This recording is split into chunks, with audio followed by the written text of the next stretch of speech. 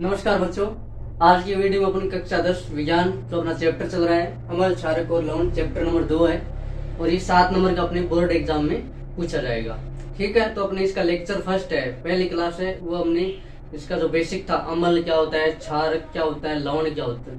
लवण तो नहीं पढ़ा था हमने, पहले अमल क्षारक के बारे में पढ़ा है, जो बेसिक चीजें होती है उसके बारे में हमने पढ़ लिया है। तो अब हम स्टार्ट करेंगे अपन अम्लों के रासायनिक गुण। क्या पढ़ेंगे कि अम्लों के रासायनिक गुण क्या क्या होते हैं। अम्लों के रासायनिक गुण,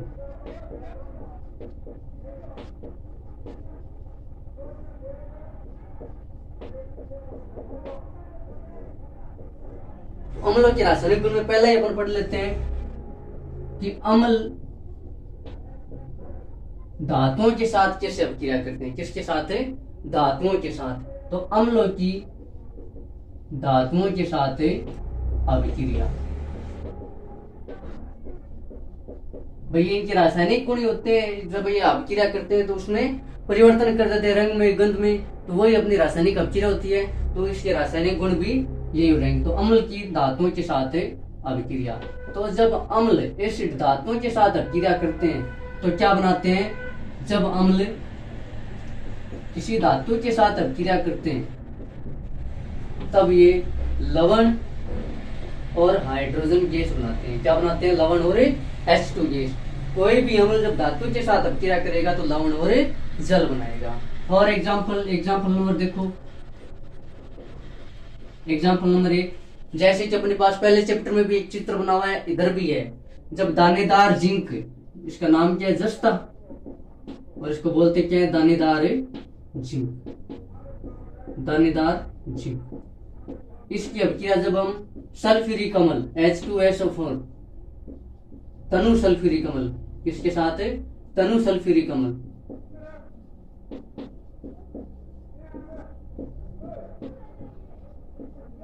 जब हम इसके साथ अभिक्रिया करवाते हैं सल्फ्यूरिक अम्ल के साथ, तो ये अम्ल हो गया और ये धातु हो गई। जिंक एक धातु है, तो क्या बनेगा? लवण बनेगा और साथ में हाइड्रोजन गैस बाहर निकल जाएगी। तो लवण बनेगा जिंक सल्फेट ZnSO4 और प्लस H2 गैस बाहर निकल जाएगी। इसका नाम क्या है? जिंक सल्फेट, जो कि क्या है? लवण है। क्या है? लवण। क्यों? क्योंकि जब अम्ल धातु के साथ अभिक्रिया करता है तो लवण और हाइड्रोजन गैस बनती है। ठीक, ये क्या है? लवण। भले ही ये खाने योग्य नहीं हो, क्योंकि कुछ लवण ऐसे होते हैं जो खाने योग्य होते हैं और कुछ खाने योग्य नहीं भी होते हैं। तो ये जिंक सल्फेट, ये क्या बन गया? अपने एक लवण बन गया। दूसरी देखो, सोडियम धातु है। सोडियम जब हाइड्रोक्लोरिक अम्ल के साथ अभिक्रिया करता है तो ये भी एक धातु है और ये एक अम्ल है, तो तब भी क्या बनेगा?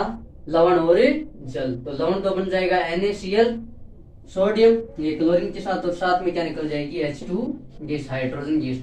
जब भी हम कोई अभिक्रिया लिखेंगे तो उसे संतुलित करना बहुत ही जरूरी है। अभिक्रिया को कभी भी हमें असंतुलित नहीं छोड़ना है। और अभिक्रिया संतुलित करना हम पहले चैप्टर में अच्छे से पढ़ चुके हैं कि हिट एंड ट्रायल विधि से। वो तो बड़ा मेथड हो जाता है कि अभिक्रियाओं को संतुलित करने वाली जो विधि होती है उसको हिट एंड ट्रायल विधि कहते हैं। वो अपने पहले चैप्टर में कर लिया।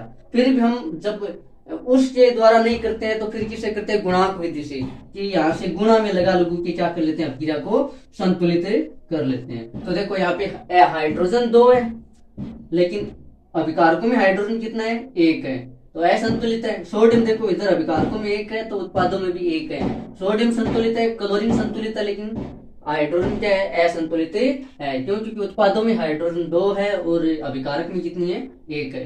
तो 2 बनाने के लिए हम 2 से गुणा कर देंगे। क्या कर देंगे? 2 से गुणा। कभी भी H2 नहीं लगाना है, H2Cl नहीं कर सकते इसको हम। क्यों? क्योंकि क्लोरीन होता है ना, उसके बाह्यतम कोश में 7 इलेक्ट्रॉन होते हैं। कितने इलेक्ट्रॉन होते हैं? 7 इलेक्ट्रॉन। अब 7 इलेक्ट्रॉन कैसे हुए? क्योंकि जो तत्व जितने नंबर पर आता है उतने उसमें इलेक्ट्रॉन होते हैं। तो क्लोरीन आता है 17 नंबर पे, तो इसके पास कितने इलेक्ट्रॉन हो जाएंगे? 17 इलेक्ट्रॉन हो जाएंगे। ठीक है। और 9th क्लास में हम जो कक्षकों का नियम पढ़ते थे ना, इलेक्ट्रॉन भरने का, 2n2, ये जो सूत्र होता था कि K प्रथम कक्षा होती है, L द्वितीय, फिर M N, K बराबर 1, और फिर N का मान 2, L का मान 2, M तीसरी कक्षा, N चौथी कक्षा। तो जब हम 1 2 3 4 इस सूत्र में रखेंगे तो पहले कक्षक में हम अधिकतम 2 इलेक्ट्रॉन भर सकते हैं, दूसरे में 8 इलेक्ट्रॉन भर सकते हैं, तीसरे में 18 इलेक्ट्रॉन भर सकते हैं, और चौथे में 32 अधिकतम इलेक्ट्रॉन भर सकते हैं। तो इस प्रकार से जो कोई भी तत्व होता है अपना अष्टक पूरा करना चाहता है 8 इलेक्ट्रॉन, कितने 8, क्योंकि 18 तक पहुंचते पहुंचते तो बहुत, क्योंकि ये जो अपने जो अभिक्रिया है सामान्य, ये लगभग लगभग किसी के पास 2 होता है, किसी के पास 3, तो अपन को ज्यादा नहीं सोचना है, अपन को तो इतना ध्यान रखना है अष्टक नियम। क्या याद रखना है? अष्टक नियम, कि कोई भी तत्व होता है यौगिक बनने के लिए उसको क्या चाहिए होगा? स्थायित्व चाहिए, और स्थायित्व प्राप्त करने के लिए उसको अपना अष्टक पूरा करना होता है। तो क्लोरीन के बाह्यतम कोश में 17 इलेक्ट्रॉन है, देखो Cl, तो 2 4, इसको बिंदु बोलते हैं। बाह्यतम कोश में इलेक्ट्रॉन दर्शा, तो या तो हम डॉट से दर्शा सकते हैं या फिर हम क्रॉस से दर्शा सकते हैं। तो क्लोरीन के पास कितने इलेक्ट्रॉन है बाह्यतम कोश में? तो देखो टोटल 17 इलेक्ट्रॉन है, तो पहले में अधिकतम कितना भर लेगा? 2 इलेक्ट्रॉन। दूसरे में कितना भर लेगा? 8 इलेक्ट्रॉन। अब तीसरे में इसके पास कितना बचेगा? देखो 2 और 8 10 तो हो गए। अब टोटल कितने इलेक्ट्रॉन है? 17 इलेक्ट्रॉन है, तो 7 इलेक्ट्रॉन बाह्यतम कोश में इसके बच जाएंगे। अब इसको 8 पूरा करने के लिए 1 इलेक्ट्रॉन चाहिए, तो ये 1 इलेक्ट्रॉन इसको कौन दे रहा है? हाइड्रोजन। देखो यहाँ पे बना हुआ ना बन HCl, तो एक हाइड्रोजन के पास इलेक्ट्रॉन कितना होता है? 1, क्योंकि कितने नंबर पर आता है? आवर्त सारणी में 1 नंबर पे आता है, तो इसके पास बाह्यतम कोश में इलेक्ट्रॉन कितना है? 1। तो देखो ये क्लोरीन को 1 इलेक्ट्रॉन चाहिए, तो ये इसको क्या कर देता है? 1 इलेक्ट्रॉन दे देता है, और ये बंद क्या बन जाता है? HCl। अब क्लोरीन को तो 1 इलेक्ट्रॉन की जरूरत थी, हम इसको H2Cl कैसे कर सकते हैं? 2 हाइड्रोजन तो 2 इलेक्ट्रॉन देंगे, जबकि 1 क्लोरीन को तो इलेक्ट्रॉन कितना चाहिए? 1 इलेक्ट्रॉन चाहिए, इसलिए इसको H2Cl नहीं करके क्या कर रहे हैं? HCl।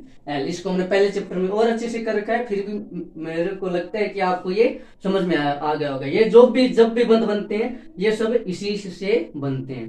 9th क्लास में हमने बनाए थे भी, सूत्र बनाए भी थे, ठीक। तो लगता है कि मेरे को ऐसा लगता है कि आपको यहाँ से ये चीज डाउट क्लियर हो गया होगा। अब आपको H2Cl क्यों नहीं लगा? अब आपको समझ में आ गया होगा। इसलिए हम कहाँ लगाएंगे? बाहर पूरा गुना कराएंगे 2। तो जैसे हम यहाँ से 2 से गुना कराएंगे तो हाइड्रोजन तो 2 हो गया, लेकिन क्लोरीन भी कितना हो गया? 2, क्योंकि ये दोनों की गुणा में, तो 2 हो गया। तो इधर क्लोरीन कितना है? 1 है, तो इधर भी क्या कर देंगे? 2। अब क्लोरीन 2 हो गया, लेकिन इधर सोडियम क्या है?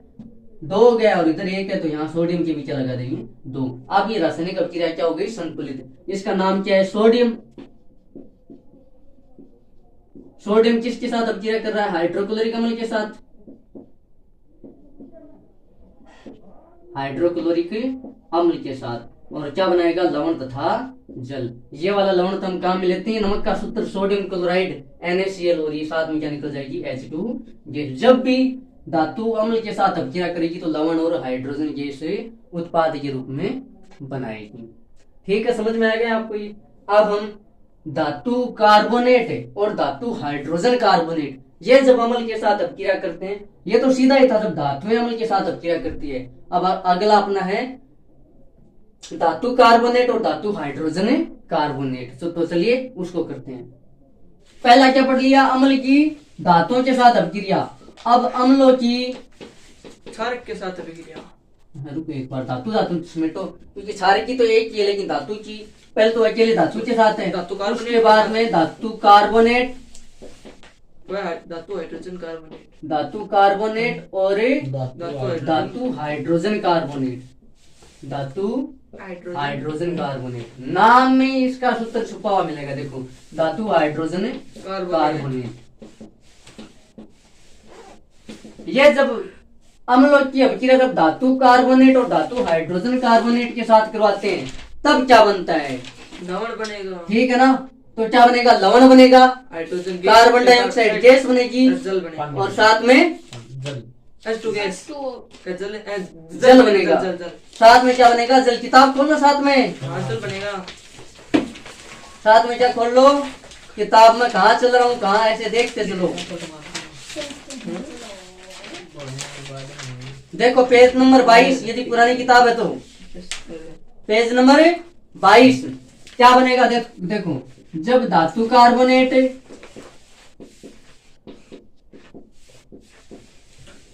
या फिर धातु हाइड्रोजन कार्बोनेट,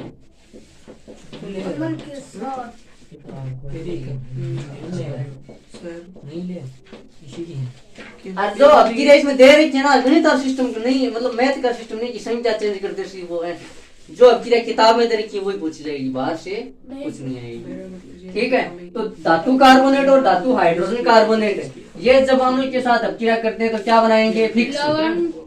फिक्स है, जब उसमें फिक्स था ना जैसे लवण और H2 गैस, हाँ। तो यहाँ भी फिक्स है। क्या बनेगा, लवण बनेगा पानी प्लस जल CO2 गैस बनेगा प्लस जल जल बनेगा। एक बार H2 कौन बनेगी माँ? हैं? H2 फिक्स कर लेना। कौन सा H2? H2 गैस पानी है वो H2 जल है वो, ये नहीं। तो H2 गैस कौन बनाने का नहीं इसमें नहीं बनेगा। जब हम धातु की अभिक्रिया करवाएंगे ना अम्ल के साथ, अकेली धातु की, तब बनेगा लवण और हाइड्रोजन गैस। और जब हम धातु कार्बोनेट और धातु हाइड्रोजन कार्बोनेट के साथ अभिक्रिया करवाएंगे अम्ल के साथ, तब क्या बनेगा, लवण, कार्बन डाइऑक्साइड गैस और साथ में जल, H2 जल H2O करवाओ अभिक्रिया।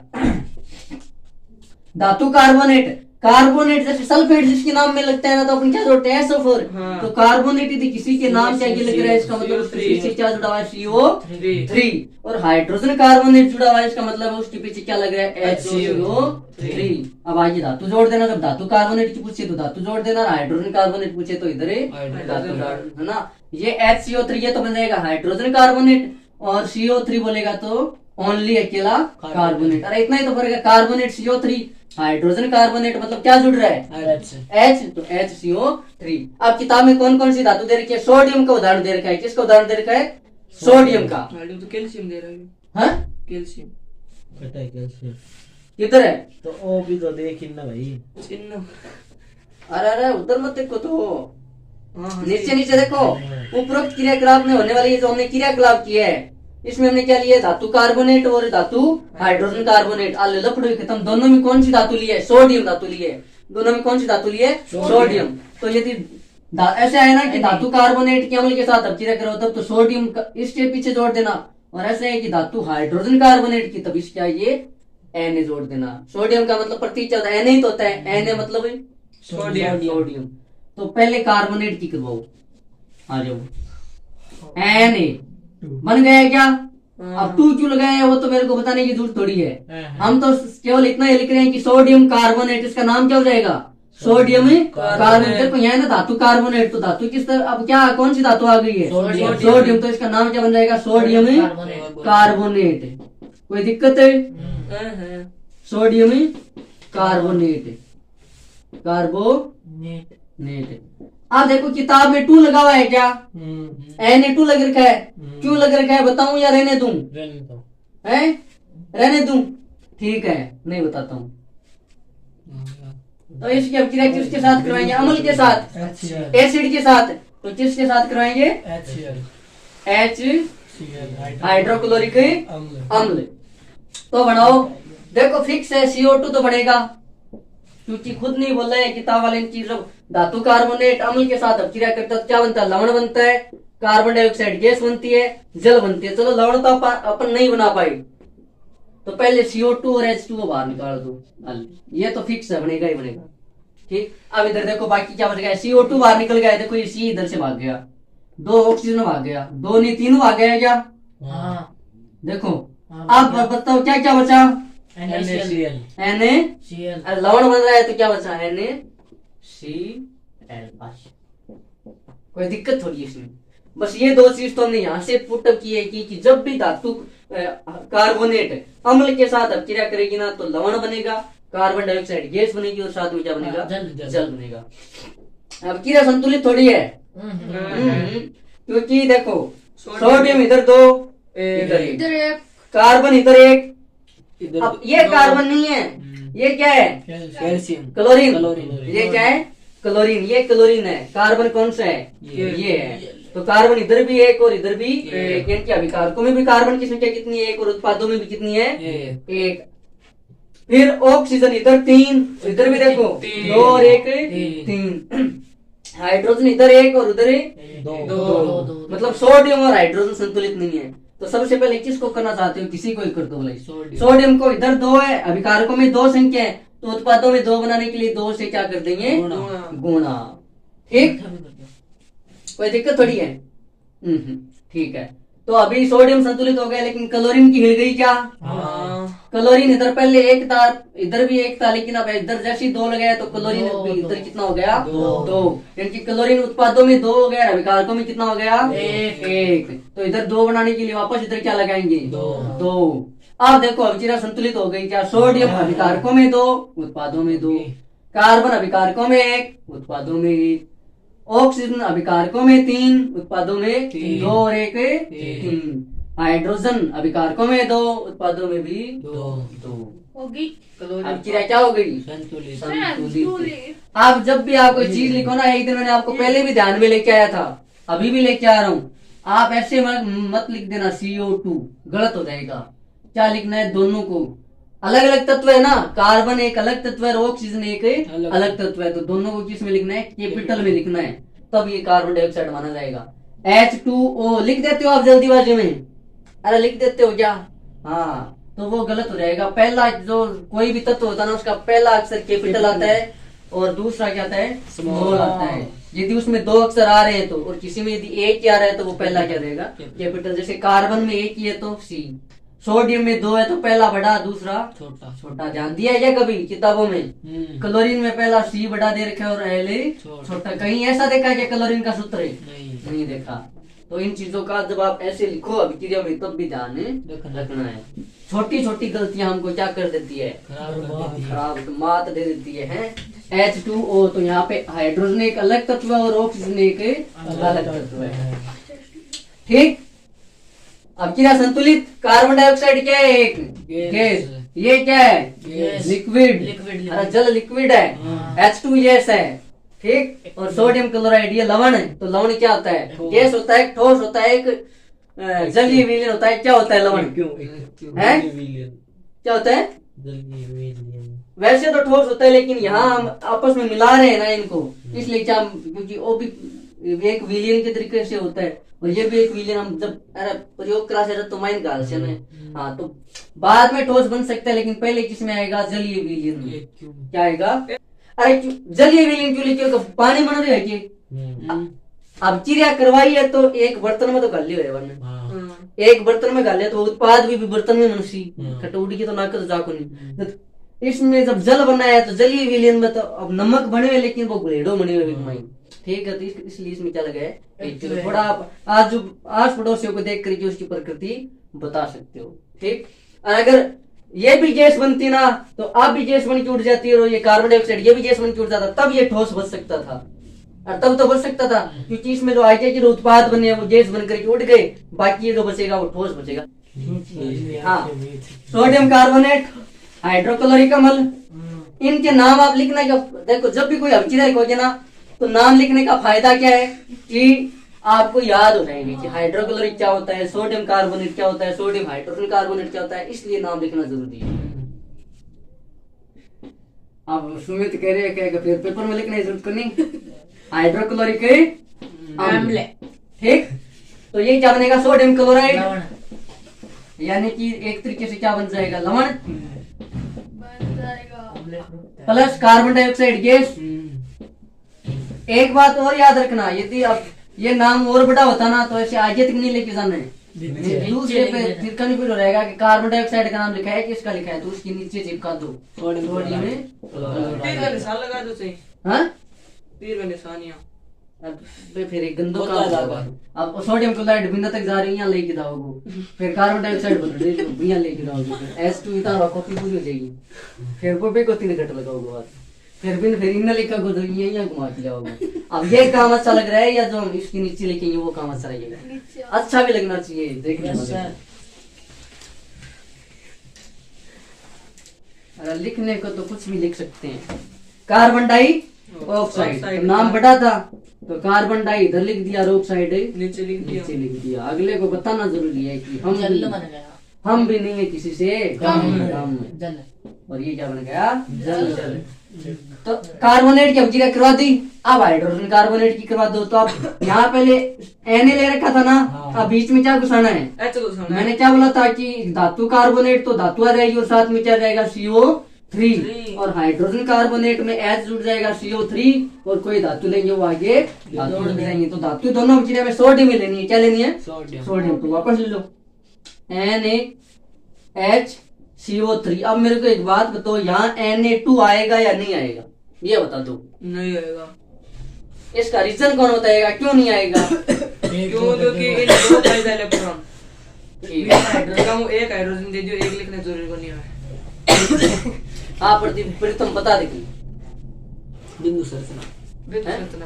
प्रीतम मैंने ऊपर वाला भी नहीं बताया और ये भी नहीं बताऊंगा, तेरे तो वापस वैसे ही गोल रह जाएगी है। तो बता, यहाँ Na2 क्यों नहीं लिखा? यहाँ 2 लगाना चाहिए भाई इसके हिसाब से। तो यहाँ 2 क्यों नहीं लगा रहा हूँ, यहाँ 2 क्यों लगाया? ये वाले तो ठीक ठाक बता रहे। हाँ अरविंद बता। हाइड्रोजन है तो फिर क्या हुआ, 2 क्यों नहीं लगा सकते?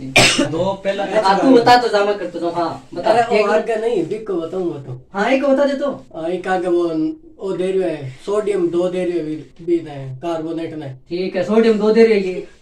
चल अरे हैं?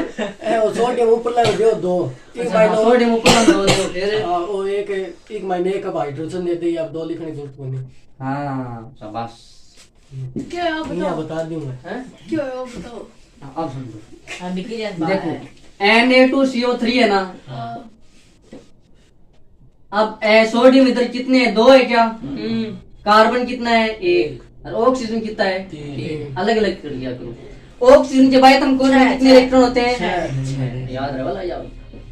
2 2 4 2 6। 8 पूरे करने के लिए कितने चाहिए, 2। वायतम कोश में 6 इलेक्ट्रॉन है। 8 पूरे करने के लिए कितने चाहिए, 2।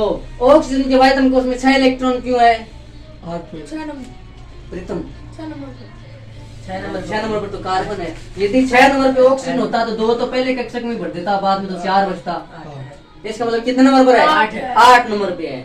ऑक्सीजन 8 नंबर में तो पहले में 2 भर गया, तो पीछे कितना बचा, 6। इसलिए वायतम कोश में कितने इलेक्ट्रॉन है, 6। तो ये चीजें यदि समझनी है तो आपको 20 तक तो याद है। मैंने पहले दिन बोल दिया था क्या, ये 30 तक याद हो या ना हो, 20 तक याद है करो। तो 20 तक याद है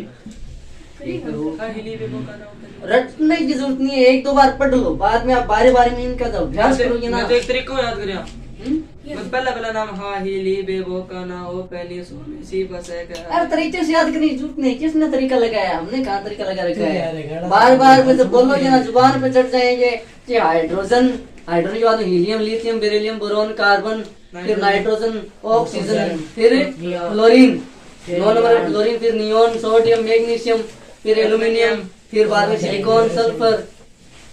ठीक, फास्फोरस, फिर 16 नंबर पे सल्फर, 17 पे क्लोरीन, 18 पे आर्गन, 19 पे पोटेशियम, 20 पे कैल्शियम 20 पे जाता है कैल्शियम। तो अन्य लेवा दे कैल्शियम फिर क्या क्या क्या अब वो 6 है बच्चे हाँ, हाँ। लेस कितने होगा। हाँ आप ले सीरियस तो जरूरी है कि कोनो लेवा वो चीज लेवा कितने। हाँ देवा ही ना कोई ना। तो देवा दो देना 2 इलेक्ट्रॉन की कमी है ना, मतलब इसको कोई 2 इलेक्ट्रॉन कोई तो देगा इसको, ठीक है ना। तो ये क्या बना, कार्बोनेट, कार्बन के साथ जुड़ा हुआ है ना, ये कार्बोनेट नाम रख करके इसका, ये कार्बोनेट आयन बोलते हैं इसको। क्या बोलते हैं, कार्बोनेट आयन। क्यों, क्योंकि देखो ये कार्बन के साथ जुड़े हुए हैं तीनों ऑक्सीजन।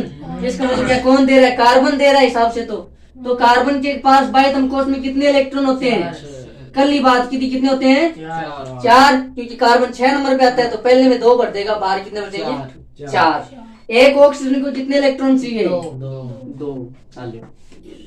अब दूसरे ऑक्सीजन को भी कितने चाहिए, 2। तो ये 2 इलेक्ट्रॉन ये ले लिया। अब कार्बन फकुराम, कार्बन के पास है ही नहीं, तो ये 3 जुड़ तो गए इसके, लेकिन ये अब ये स्थायी नहीं हुआ। ये कोई सुने के कार्बन यौगिक सुने, कौन सुने कि पीछे सुने तो सुनो कभी सोडियम कार्बोनेट है, मैग्नीशियम कार्बोनेट, किसी के पीछे जुड़ता है। अकेला कार्बोनेट नाम सुना है क्या, अकेला सल्फेट नाम सुना है क्या, नहीं सुना ना। अकेला सल्फेट का सल्फेट कोई आज तक सुने हो, नहीं सुना ना। कार्बोनेट कहीं नाम आया, नहीं आया, क्योंकि ये क्या आयन है। आयन मतलब इनके पास इलेक्ट्रॉनों की क्या रहती है, या तो अधिकता रहती है, क्या रहती है, कमी रहती है। जैसे H अम्लों में हमने पढ़ा था H+ आयन, ये क्या है, एक आयन है, यानी इसके पास इलेक्ट्रॉन की अधिकता है, एक इलेक्ट्रॉन किसी को दे सकता है। तो कुछ आयन धनायन होते हैं और कुछ क्या होते हैं, ऋणायन। यानी किसी के पास तो इलेक्ट्रॉनों की क्या होती है, कमी होती है, और किसी के पास इलेक्ट्रॉनों की क्या होती है, वृद्धि होती है। यानी कि कोई जो धनायन होगा वो तो इलेक्ट्रॉन देगा। हाँ कि को शॉक भाईला सारी होनी जरूरी हो, तो कोई यौगिक बनना भी तो चाहिए जाना है। नहीं हल्की क्यों लेके आ जाओ, यानी कि जब दूध गरीब एन दूध क्लोरीन मांगसी क्लोरीन देखो किसके साथ ले रहा है, सोडियम के साथ, तो सोडियम और क्लोरीन मिलकर के लवण बना रहा है, नमक बना रहा है। तो जो लास्ट में लेने देने के बाद में कोई पदार्थ बनना चाहिए, एक दो तो संग नहीं हुआ है। सह का सागर सूत्र एक तो ना तो बस आज चीज समझ में आ रही था कि क्यों जुड़े है, क्या हाथ जुड़े है। आओ इतना तो आगे बढ़े, नंबर याद करो। हाँ? नंबर याद क्यों है तो समझ में तो आएगी नहीं भाई, कंफ्यूज तो कोई नहीं हो क्या कभी दो क्यों जुड़े आ दिमाग आ तो कहानी को दिमाग फिर आगे को बताओ एक जन को के कर आप कुछ दो तो सोडियम का तो आ हाँ गया। तो मतलब ये आयन तो कार्बोनेट नाम तो है, लेकिन ये कार्बोनेट आयन है और कौन सा है, ऋणायन है। कितने इलेक्ट्रॉनों की जरूरत है इसको, दो इलेक्ट्रॉनों की। तो अब ये जब सोडियम कार्बोनेट हम अभिक्रिया करवा रहे हैं कि हम सोडियम कार्बोनेट के अम्ल के साथ अभिक्रिया करवाएंगे, यानी कि हम सोडियम कार्बोनेट लेके आ रहे हैं, तो सोडियम जब कार्बोनेट के पास जाएगा ये तो बोला है कि मेरे को तो दो इलेक्ट्रॉन की जरूरत है, तू कितने दे रहा है, तो ये क्या बोलेगा मेरे पास है कितना, एक। तो एक से काम नहीं हो रहा है कार्बोनेट से, तो ये क्या लेके आया, क्योंकि हम आपके दोस्त को सोडियम हाइड्रोजन कार्बोनेट नहीं ले रहे हैं, हम क्या ले रहे हैं, सोडियम कार्बोनेट, अकेला सोडियम कार्बोनेट ले रहे हैं। तो सोडियम ही आएगा, जितना भी आएगा उतना। तो एक सोडियम एक इलेक्ट्रॉन देगा और दूसरा सोडियम है दूसरा इलेक्ट्रॉन। तो ये क्या बना, Na2CO3। अब यहाँ पे सोडियम के साथ में एक और कौन आ गया, हाइड्रोजन आ गया। तो अब सोडियम दूसरे को आने की जरूरत ही नहीं पड़ी, क्योंकि हाइड्रोजन भी कितना इलेक्ट्रॉन देता है, एक इलेक्ट्रॉन। देखो लिख रखा ना H+ एक इलेक्ट्रॉन। यदि किसी के ऊपर 2+ लिख रखा होता है उसका मतलब वो कितना इलेक्ट्रॉन देता है, दो। जैसे कि मैग्नीशियम के ऊपर लिखा हुआ होता है 2+, मतलब ये 2 इलेक्ट्रॉन देता है। एल्यूमिनियम के ऊपर लिखा होता है 3+, मतलब ये 3 इलेक्ट्रॉन देता है। इस प्रकार से समझ गया, ठीक है, समझ गया। अब समझियो। तो अब पता चल गया ना कि सोडियम जब जैसे ही हाइड्रोजन आया तो हमने 2 क्यों नहीं ली, क्योंकि एक इलेक्ट्रॉन सोडियम ने दे दिया और एक किसने दे दिया, हाइड्रोजन ने। तो कार्बोनेट के 2 इलेक्ट्रॉन क्या हो गए, पूरे हो गए। कोई दिक्कत है, अरे कोई दिक्कत है। चलो तो सोडियम हाइड्रोजन कार्बोनेट की अभिक्रिया कराओ। हमारा टॉपिक क्या था कि अम्ल और की धातु कार्बोनेट और धातु हाइड्रोजन कार्बोनेट के साथ अभिक्रिया करवाओ। कार्बोनेट के साथ करवा दी क्या, अब हाइड्रोजन कार्बोनेट के साथ करवाएंगे तब भी क्या बनेगा, लवण CO2 + H2 करवा दो। NaHCO3+ किसके साथ, HCl के साथ करवा दो। CO2 तो पहले बन ही जाएगा, प्लस H2O भी बन जाएगा क्या, कार्बन डाइऑक्साइड और जल बन जाएगा। अब बताओ बाकी क्या बचा इसमें, सॉरी हाँ बोलो, लवण बनेगा और लवण क्या बनेगा, NaCl, सोडियम क्लोराइड। कोई दिक्कत है, क्या बात, हाँ। अब किधर संतुलित करो, देखिए एक एक जना बताओ, मैं एक एक से नाम लेके पूछ रहा हूँ। हाँ भाई बोलो, भाई सोडियम संतुलित है क्या अरविंद, हाँ संतुलित है, ठीक है। हाँ क्या किया बन बेरो है, वो बोल रहे हैं आप लोग। अच्छा तुमने तो सुन गया को इन्होंने सुने को नहीं, तुमने सुना तेरा कान मते बात बोल है। कौन बोल अरे रुको तो सही तो। अरे प्रदीप हाइड्रोजन संतुलित है क्या, हाइड्रोजन संतुलित है। हाँ प्रीतम,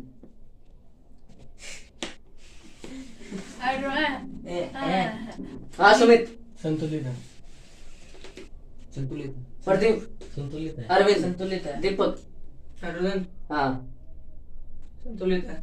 अरे जोड़ लिया करो, इसमें हाइड्रोजन है क्या, नहीं इसमें है क्या, इधर है क्या, हाँ 2 है, कितने हैं, 2 अब इधर आ जाओ। एक है, इसमें है क्या, हाँ एक, इसमें भी है क्या, हाँ। एक हो जो, एक और एक कितना हो गया, 2। तो अभी कार्बन में भी हाइड्रोजन कितना है, 2, उधर भी कितना भाई है, एक देख लियो नंबर को 2 है। हाँ, नहीं, सब पूरे सब में नजर हम दौड़ानी है, ठीक है। जितने भी तत्व है ना वो अभिकारकों में भी देखने हैं और सभी में देखने, सभी पदार्थों में कि हाइड्रो। अब देखो एक इधर और एक इधर, क्लोरीन इधर भी एक उधर भी, कार्बन इधर भी एक उधर भी, एक ऑक्सीजन इधर कितना है, 3, उधर कितना है, 3। अब क्या संतुलित है क्या, हाँ। बस, कोई टेंशन नहीं। नहीं। तो जल बनाया तो ये क्या जलीय विघटन आएगा, और ये लिक्विड होता ही है, और ये क्या बन जाएगी, नाम लिखो। ये तो सोडियम हाइड्रोजन कार्बोनेट, हाइड्रोक्लोरिक अम्ल, सोडियम क्लोराइड, कार्बन डाइऑक्साइड और जल जल। तो धातु कार्बोनेट और धातु हाइड्रोजन कार्बोनेट के अम्ल के साथ अभिक्रिया समझ में आ गई क्या, क्या बनता है, लवण है लवण plus CO2 plus CO2 plus जल या H2O। कोई दिक्कत है क्या यहाँ तक? आप देखो एक अपक्रिया हमने पहले पार्ट में डब्बे में की थी, हैं? एक मैं करूंगी। इसका परीक्षण करते हैं कभी। ये इस अपक्रिया में कार्बन डाइऑक्साइड गैस बनती है, पक्का गैस बनती है। बाकी तो ये तो नीचे ही रहते हैं, गैस बनेगी तो ऊपर उड़ेगी। हम परखने लिए लगाएंगे और इसका परीक्षण कैसे करेंगे? किसका? कहा कि भाई इस अपक्रिया में कार्बन डाइऑक्साइड गैस बन रही है नहीं बन रही है, चुनना को नहीं मिलेगी। अपन कन्फर्म करनी है ना। तो आप देखो चुनने के पानी के साथ मिलाने पर दूध दिया था दूध या रंग हो जाता है। क्या रंग हो जाता है? दूध या रंग। और C2 के श्वेत से बनते हैं। हाँ। चलो बाप क्रिया करवाई हुई है अपनी, मिटा दूं क्या ये? किसी को लिखना है? नो बस का धातु कार्बोनेट के साथ भी सोडियम लेना और हाइड्रोजन कार्बोनेट के साथ भी क्या लेना है? सोडियम। और आगे सेम टू सेम चीजें बन जाएंगी। ऊपर वाली संतुलित करनी पड़ेगी और नीचे वाली संतुलित नहीं करनी पड़ेगी। नहीं करनी पड़ेगी। आइए मिटाओ।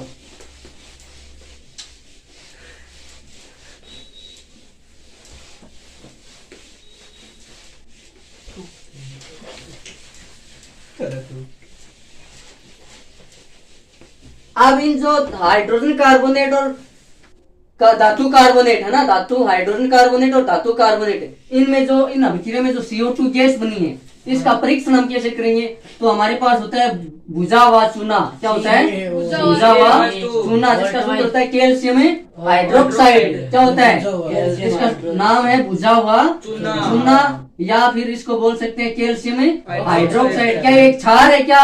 हाँ। क्योंकि इसमें क्या लगा हुआ है? OH। OH देखते हैं हम क्या बता देंगे क्या है ये? क्षार है। तो भुजा हुआ चूना। अब अम्ल और क्षार में कोई पहचानने में कोई दिक्कत आएगी क्या? नहीं आएगी। जिसमें H होगा वो अम्ल, जिसमें OH होगा वो क्षार। भुजा हुआ चूना है, इसका नाम क्या है? Calcium hydroxide. या और ये विलियन जलीय विलियन है क्या ये? इसको हमने कैसे बनाया था? हमने लिया था कैल्शियम ऑक्साइड प्लस इसको हमने किसमें घोला था? जल में गोलियों बनाया ना कलर करने खातर ये आए हो जो। हाँ तो क्या बना था? CaOH का होल ट्वाइस और प्लस साथ में H2 गैस। नहीं कुछ नहीं बनेगा। अकेला ही क्या बनेगा? दो पदार्थ भुजा संयोजन अभिक्रिया होता है। ये बिना भुजा चुना था और उससे क्या बन गया? बिन भुजे चुने से भुजा हुआ। अरे कल बताया था ना, बिक्कर में डालेंगे फिर जल डालेंगे, बिक्कर थोड़ी देर बाद देखते हैं तो बिक्कर गर्म हो जाता है। इससे हम ये कह सकते हैं कि एक ऊष्माक्षेपी अभिक्रिया है। और उसमें जो एक विलयन बनता है जिसका नाम है कैल्शियम हाइड्रोक्साइड, इसका उपयोग दीवारों पे सफेदी करने में किया जाता है। इसका कैल्शियम हाइड्रोक्साइड और इसको क्या बोलते हैं? भुजा हुआ चूना। तो क्या मैंने ऐसा ही नाम लिखा है इसका? भुजा हुआ चूना। एक और इसका नाम क्या है? Calcium oxide. क्या नाम है इसका? Calcium oxide. इसको बोलते हैं चूना। बिना भुजा हुआ चूना। हाँ अकेला चूना भी बोल सकते हैं, कोई दिक्कत वाली बात है नहीं है। अब वो अभिक्रिया जब मैं करवा रहा हूँ ना, क्या हमें किसका परीक्षण करना है? कार्बन डाइऑक्साइड का। तो उसमें से पाइप जोड़ के लेके आएंगे और इसमें ला करके डाल देंगे। किसी CO2 के साथ अभिक्रिया करवा रहे हैं तो ये जो बनेगा ये दूध या रंग का हो जाएगा। क्या हो जाएगा? दूध या रंग का बनाओ ना। ये जो विलीन किस रंग का हो जाएगा? दूध या रंग का। इससे हम ये बता सकते हैं कि इसमें कार्बन डाइऑक्साइड की मात्रा है। वो जो अभिक्रिया बनी थी ना उसमें की कार्बन डाइऑक्साइड निकल रही है। हम इससे एक परीक्षण और कर सकते हैं। ये लेकर के हम फूंक मारेंगे तब भी रंग क्या हो जाएगा? दूध या। क्यों? क्योंकि हम कौन सी गैस बाहर छोड़ते हैं? Carbon dioxide. तो हम बाहर कार्बन डाइऑक्साइड ही छोड़ते हैं क्या? वो भी यहाँ से हम क्या कर सकते हैं? तो देखो तो क्या बन जाएगा? ये पानी जैसे कार्बन डाइऑक्साइड ये आपस में अभिक्रिया करेंगे तो ये जो पानी है जो जलीय विलीन है ये दूधिया हो जाएगा, यानी कि श्वेत अपक्षेप। और बनेगा क्या? CaCO3 calcium carbonate. Calcium carbonate.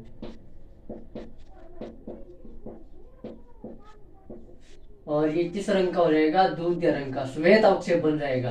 क्या बन जाएगा? श्वेत अवक्षेप।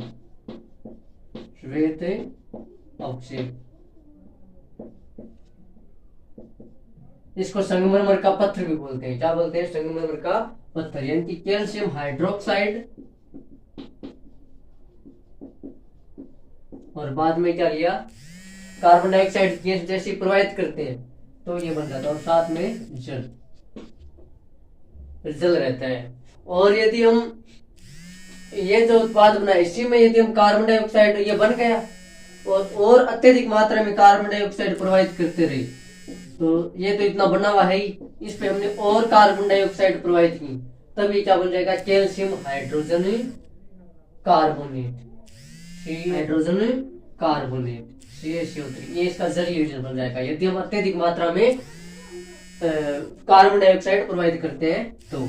और ये जो बना है कैल्शियम कार्बोनेट, ये संगमरमर का पत्थर, चूना पत्थर इसके अंदर काम में आता है। इसको संगमरमर का पत्थर भी बोलते हैं, चूना पत्थर भी बोलते हैं, माइलस्टोन। ठीक, तो ये अपना आज तक का हमने धातु की अम्ल की क्रिया धातु के साथ करवाई, फिर धातु कार्बोनेट और धातु हाइड्रोजन कार्बोनेट के साथ करवाई, और उसके बाद में ये जो हाइड्रोजन कार्बोनेट और कार्बोनेट में जो CO2 बनती है उसका परीक्षण करने के लिए हमने जो भुजा हुआ चूना है उसके साथ कार्बन डाइऑक्साइड की क्रिया करवाते हैं तो पानी कैसा हो जाता है, दूध हो जाता है। तो आज के लिए इतना ही, मिलते हैं अगले वीडियो में, तब तक के लिए जय हिंद जय भारत।